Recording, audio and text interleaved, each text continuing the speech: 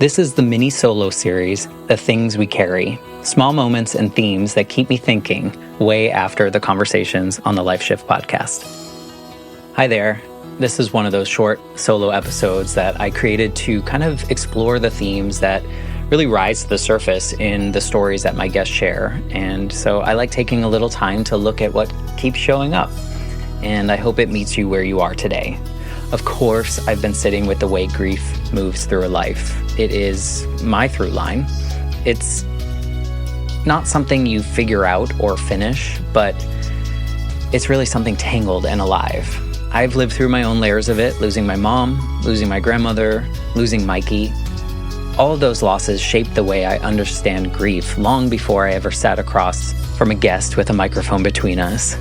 So when I think about people like Nina and Jonathan and Kathleen, I'm not learning grief from them. I'm recognizing it. Their stories kind of echo the things that I've already felt, just in a different voice and a different life. My friend Nina talked about grief as something that burns everything to the ground. I know that version too. The way loss can pull apart routines and identity and the sense of who you thought you were. Losing Mikey did that in its own smaller but super profound way. It broke open spaces I did not anticipate.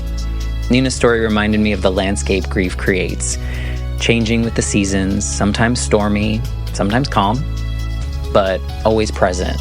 We learn to live there rather than move past it. Then there was Jonathan. He described grief as waves. No progression, no stage, just movement. And I know that feeling in my body.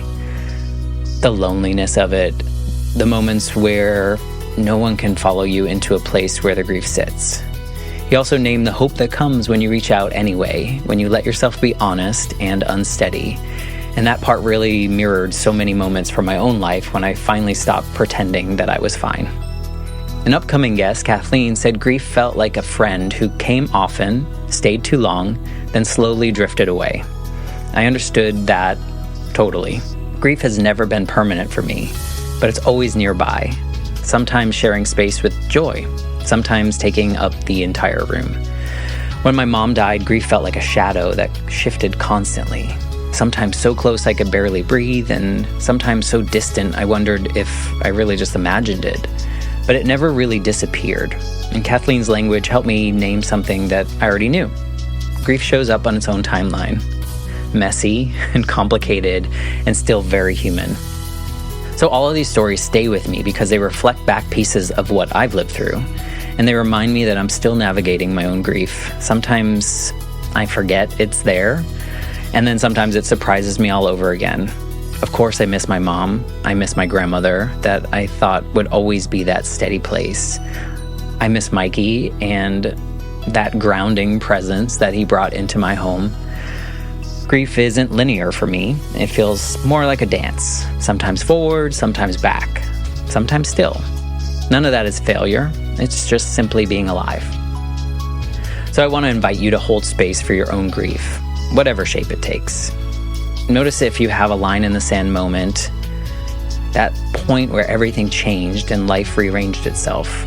It might be old, it might be recent, it might feel super sharp, or maybe it's just a soft spot. Wherever it sits inside you, try meeting it without judgment. Grief is not a problem to fix, it's just part of your story.